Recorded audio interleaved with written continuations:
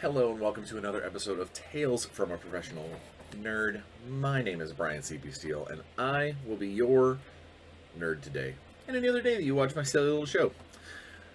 Alright, so, week in Bryan. It's been a good week on multiple levels. Last week I had an amazing NERF battle with my one of my best friends in the whole wide world. He turned 40 and decided to have an indoor NERF battle for his birthday party. And so myself, a bunch of our friends, a bunch of his friends that I've never met before, and I brought my son and two of his friends, and we had a blast. The reason why I had this NERF dart in my pocket is because I took my hooded sweatshirt off and it was in the pocket. When you're in a NERF battle, sometimes these things find places. So yeah, it was a great time. We had a blast. So I used to play a lot of paintball, and there were moments during the NERF game where I had that same feel, that running, tagging multiple people out in the same run. It was awesome. And I'm going to go ahead and also say that a year ago, when I was 55 pounds heavier, I would have been dying. I was out of breath and sweaty, anyway. But a year ago, that day, I would have been a whole lot more stationary. I actually moved around. I actually felt like I got my cardio in, so to speak. It was a lot of fun. So I suggest, if you are not already a NERF aficionado, jump on eBay, go to Goodwill, go to your local retail shop, your thrift shops, or if you've got the funds, buy a fancy NERF gun. Because I will say this, while it's always fun, to fire little foam darts at each other, when you get one of those fancy guns that's battery operated and fires it burns through your magazine of 18 darts in 2 seconds. It's still really fun. Nobody's gonna get hurt. We all had little safety glasses on. It scratched that paintball itch without costing hundreds of dollars, and I didn't have to play count the welts when I got home. So, and it was something you can do indoors. A Nerf dart could knock something over or something like that, but if you've got a basement or a garage or anything like that, and these darts, these generic Nerf darts, are super cheap. Crazy cheap. So I highly suggest it. Let's see what else. Played in. No, actually, I didn't get any role playing done this weekend or week. The Waking Realms game got canceled due to a death in someone's family. It's unfortunate, of course. And then last night, where I would normally have my Strahd game. I went and did a trivia night at one of our local pubs with my wife and a couple of our friends. It was fun. It was a lot of fun. I unfortunately something you didn't know about Mr. Bryan Steele is a long time ago, very very long time ago, I used to smoke cigarettes, and there is nothing worse than an ex-smoker. It's been 20 years, maybe closer to 15. I don't know. It's been a long time since I've even had a social puff. And the smell of it is obnoxious. And unfortunately, the bar the pub where we were having the trivia night, it's the one place left in my town that hasn't decided that smoking is bad. So I came home and I needed, I've showered this morning, and now I smell thankfully like soap, but is pretty gross. I had to Febreze my hat. I know, for real. Let's see. That pretty much has been game wise. Aside from video games. Although I will say, I have been a long-standing person that generally, when it comes to video games, I don't put them on my computer because my computer is for work or for you guys. Um, and I always feel guilty if I'm sitting here, one of my screens is dedicated to a video game. It's like I want to have my other screen dedicated to work. Like I feel guilty while I'm here, and you need to have those mental breaks away from things. Otherwise, my brain will melt. So generally, when I am done working or whatnot, I will leave the room. I'll leave the studio, or at least go into like the hobby section of the studio, where I don't feel as guilty that not sitting at the computer. But more often than not, video gaming, it reserves the living room where I've got my Xbox and stuff. I am buying my first PC video game in a long, long time. Warhammer Total War Total War 3 looks absolutely amazing. And it's got the armies that I miss from when things changed from Warhammer to Age of Sigmar. I think that it's probably going to seduce me into actually playing a game on my computer from time to time. Now it will just be up to me to go, okay, can't play this, must work. Can't work, must play this, and have that time divided. But we'll see how that goes. Been painting a lot. I got the commission figures from the company that I'm painting for. They showed up. I've got those halfway done. I've got 2 weeks to get them done, or 3 weeks? 3 weeks to get them done. So that's not gonna be hard. I'm probably gonna finish several of them later today. Yeah, so that's really been it. Work wise, I finally put to bed the giant Power Ranger source book that I was working on. Still can't talk about it, but if you want to know, I know that we are dropping the hint, maybe even we might even be showing off some art, I don't know, at Renegade Con, not this weekend, but March 5th, I think is Renegade Con, I think it's 5th and 6th. It's online, an online show. I know that I'm doing a live panel on the kind of the near future state of the Power Rangers role-playing game, at which point I think I get to say the thing I just finished. I think I get to mention that, I believe. Not sure. And immediately started up on some new stuff, because those game systems, the Essence 20 game systems, plus anything else that Renegade hands to me is pretty steady. Speaking of which, I've also taken over on the Facebook page and the Discord channel. I spend 1 hour a day, Monday through Friday, answering rules questions, clarifications. Sometimes it's just when someone asks an opinion, I'll be like, hey, this is what I would think. Hope we are assembling the Essence 20 team. We're assembling a official fac errata form to put out about the game.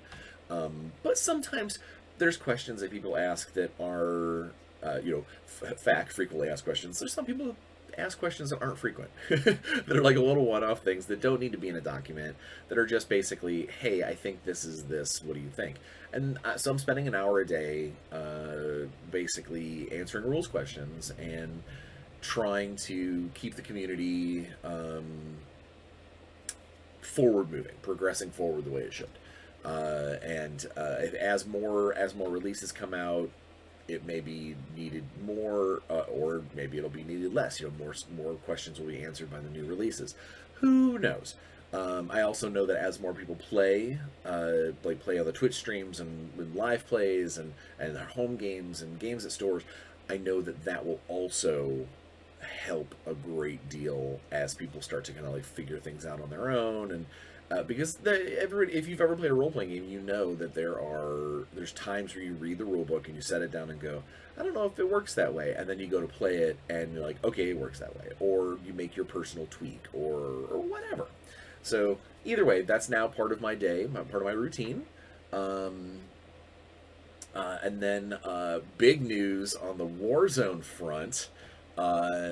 So the amazing painter Shoshi, who's also just a great person anyway, um, she put out a picture uh, of one of the golden lions from Capital. For those of you who aren't wondering, you're like, that sounds like, I don't know.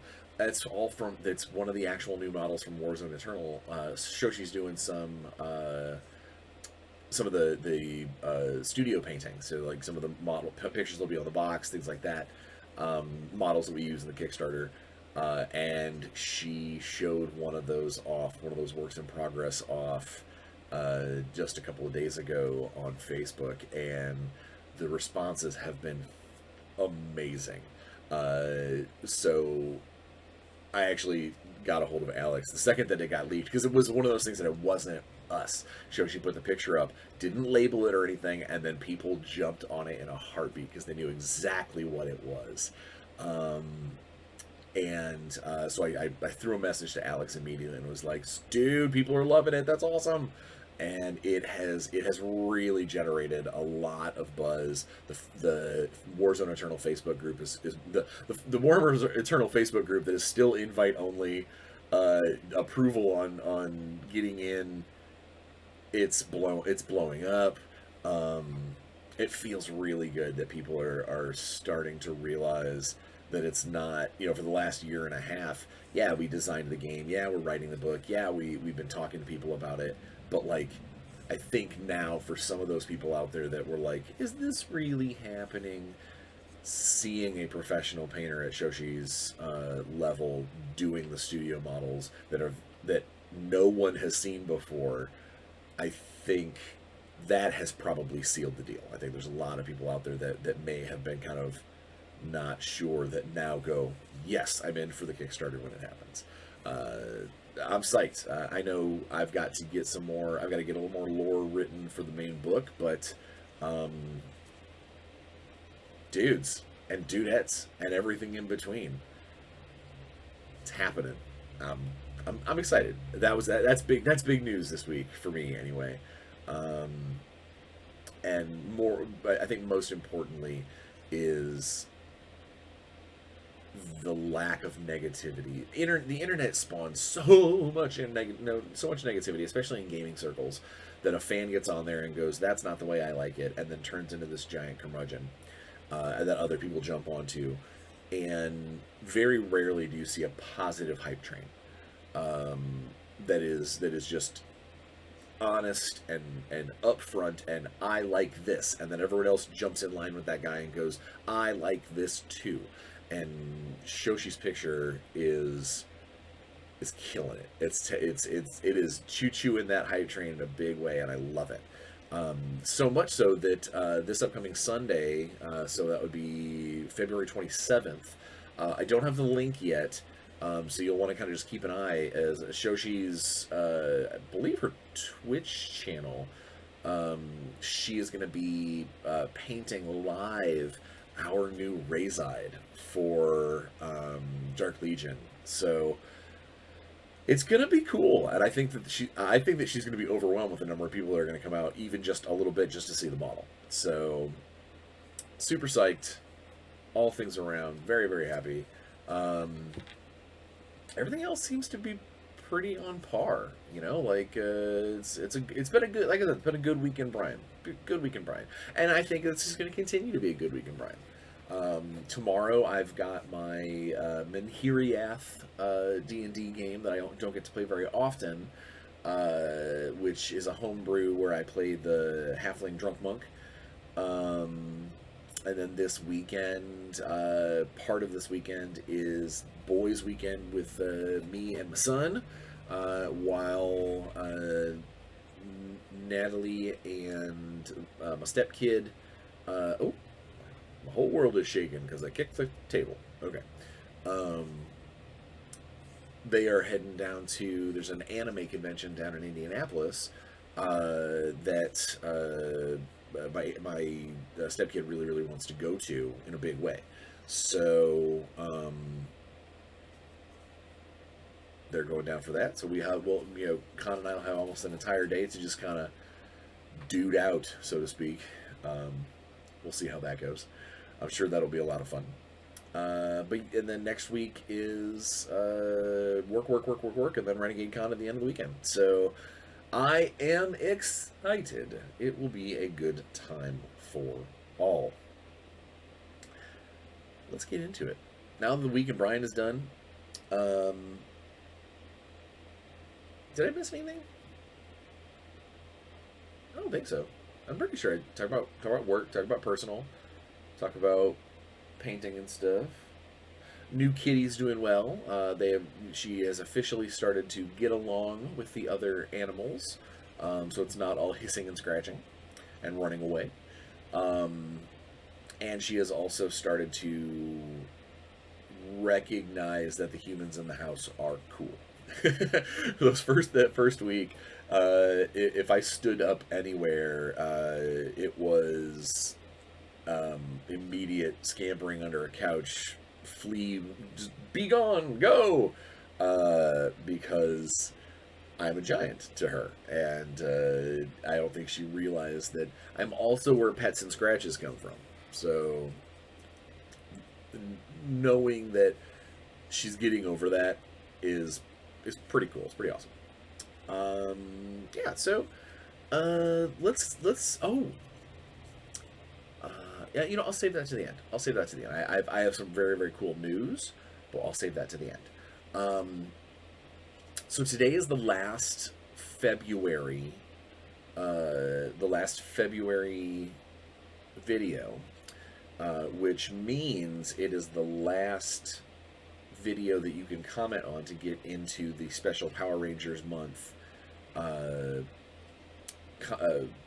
comment raffle. At which point someone is going to win a extra special cool prize where I will turn their human ego, human alter ego, human persona, whatever. I will use it in some fashion in a future Power Rangers book. Probably as an NPC, something along those lines. Maybe something quotable. But either way, that's going to be the comment raffle for February. And like I said, I'll have something very cool to announce at the end of this episode, which will probably actually be relatively short because, as I did mention, I do have a lot to get done today. But I can't quit, you guys. I can't just be like, I can't do it, I'm too busy. I'm gonna give you a video. So today I wanted to talk about the use of sound effects and soundtracks and music, ambient music and things like that in role-playing games. So, as with anything, immersion is what you make of it. Certain game tables I've been at are 100% non-immersion, and nobody actually acts out their dialogue. Everybody's like, well, I'm going to convince him to do the thing and then roll a die. Very rarely do characters directly speak, or everything is dice rolls and skills. I've also been at game tables where game masters have basically been like, oh, you're trying to convince the guard? What do you say? And while there might be a skill test or something involved with it, they make you act that stuff out. It's all about levels of immersion. One of the other things that I've been at relatively recently, so there's several companies out there like Sirenscape, I think it's Black Mass Entertainment, I think, that people who make they make soundtracks and sound bites and things like that for role playing games. Um, I have been in a game that spent a lot, where the DM spent a lot of money to have like a surround sound system and like a soundboard almost. So when lasers fired, he could click on his laptop and go, you know, or you know when there's alarms going off, he could click on his button and like in the background they'd, you know, and I, it's cool for me. Like I understand it and I dig it, but it's also it also kind of robs me of some of my own imagination. And at times, especially something that's like a recurring noise, like a constant background noise, um, it's actually distracting for me. That stuff, that kind of stuff makes me crazy. If I'm like, you know, we're in a role playing game and like someone's like, oh hey, let's go to the tavern, and like one of the players grabs their phone and pulls up the background noise like tavern talk, and it's all this, you know, glasses and you know, there's a guy singing in the background or something.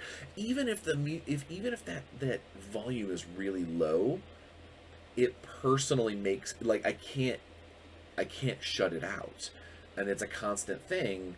And if the volume is higher, I end up just trying to want to talk over it and feel like I've got to try and be louder, and that ruins some of my role playing if I'm trying to be dark and sinister.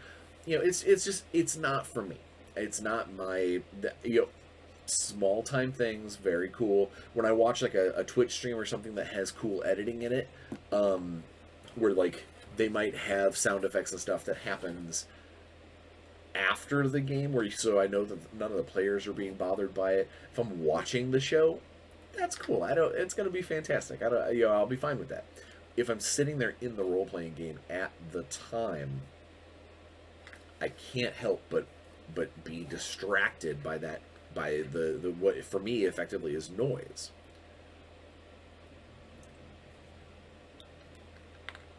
Now I know that I don't know if I'm in the minority. Comment below if you're in that same boat. Um, I don't know if I'm in the minority of people who don't use ambient music, don't use sound effects, things like that, because it actually makes them it bothers them. Um, but I do know that I am very how is it, misophonic. I have misophonia. I don't remember what it's called. It's something close to that, where certain sounds at certain levels actively upset me. I am that way about people chewing with their mouth open. If I hear your lippy smacky noises, um, I am that way about having like, I can normally tolerate like two conversations going at once, but if there's like three or four all at the same time, I have to try real hard to shut that stuff out, or I guarantee I'll have a headache. Um, it's like my brain tries to focus on all of these streams of input at the same time, and it it causes me to stress out and eventually shut down. Um, and I think that's what some of that comes from when I'm in a role playing game, that I'm trying to talk over to people. I'm trying to ask questions to the DM. If I am the DM, I'm trying to juggle 5 players worth of information plus the world. Having an additional stream of audio data does not help me at all. I've actually been in situations where like I'll be playing like a war game, and if there's too much chatter and there's music playing and things like that, I can normally focus on the game because it doesn't require like me to talk, unless I'm talking to like the other player or something like that. But it is still one of those things where I don't know, like it's very easy for me to focus on that. Now, that's not to say that I can't have stuff going while I'm doing stuff. I play music and watch movies constantly while I'm working. That's fine because I'm not also trying to hold a conversation. I'm not also trying to play a game at the same time. I'm not also juggling two different people asking me questions. Those are things I just can't do without wanting to melt my brain. So I know where mine stems. I just wonder about other people out there that whether or not do they like there's probably players out there that just can't get in character if they don't have a certain song playing, or the kind of people that are like, no, I need to have like the background music, the ambient, the ambient score in the back of all of our games because it helps me stay in the mood of that we're playing, or something like that. And again, that stuff I kind of go, that's completely foreign to me. But I'm sure I know there's people out there that that's their bag, that's their thing. And you know if you're again, number one rule, if you're having fun, you're not doing it wrong.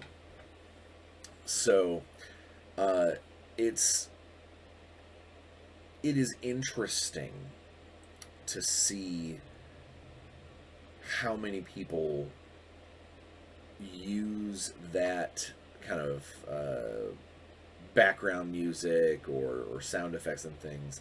It's interesting to see how many people that use it also as a way to create dramatic moments. In the same way that you see it in movies. Everybody knows, everybody knows that music, or everybody knows the Jaws theme, dun it, dun it, dun it, and there's a way that stuff adds tension. Now, it is also because you're watching a movie and you're pulling in all of these stimuli at the same time is to be part of the package.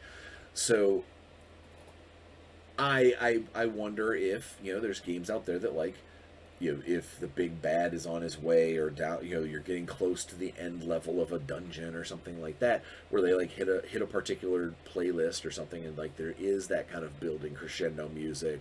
There is that sort of repetitive, if is that used as a way to like tell the players, hey, something big and scary is coming. There's going to be the role-playing equivalent of a jump scare right around the corner. And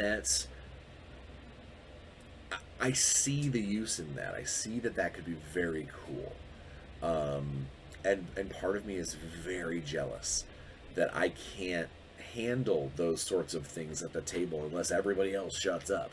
Like I can't have that multiple streams of info running into my brain without freaking out. So I always kind of wonder about other people's tables and if that is something that they use a lot, or a little, or at all. It is a cool. I mean, obviously, there has to be a market for it because there's entire companies that are based on it. Like I said, like Sirenscape is all music and sound effects and cool atmospheric stuff. So there's got to be people out there, and not just for streaming and Twitch games. I mean, like for their home games, their games that they play all the time. Do they cook up a playlist? Do they have sound bites on their phone? Do they arrange for in their notes at this scene, play this track? That's the kind of thing that I want to that I would love to know more about. I'm sure that stuff's out there, but is it a majority? Is it a minority? Is it just kind of a non? It is what it is, and it happens. I want to know. Like I like it, there's the curiosity. So here's the deal. If it's like I said, today's gonna be a short video, but my hot take is I can't handle it, but I would love to be able to, and I want to know more about what you guys do. Do you use sound effects? Or do you make all the sound effects with your own mouth? Bugs. Like is that your style? Do you go buy sound files? Do you just play music in the background? Do you find a website that has, you know, generic fantasy tavern background noise? You know, what do you guys do with your sound effects, if any? I want to know. Put it in the comments. I'm actually really interested. And it is your last chance to get into the comment raffle. Which, again, like I said, today is going to be a short video, but I do want to talk about a very cool thing that is happening. Excuse me. It's a very cool thing that is happening. I have been talking to the gents over at Parabellum. So my group of friends have recently kind of rekindled our love for the game Conquest, Last Argument of Kings, and we've been playing a little bit more lately. Really enjoying it. You can always tell if I enjoy a game if I start trying to homebrew units and stuff and be like, man, I really wish that this thing exists. And I've immediately have started trying to figure out how to make some of my friends' armies better and more releases and things. What I would do, quote unquote. But I reached out to Parabellum and said, you know, hey, love your game, love what you got going on. I know that this year is big for you guys, and I want to dedicate a month of my channel to Conquest.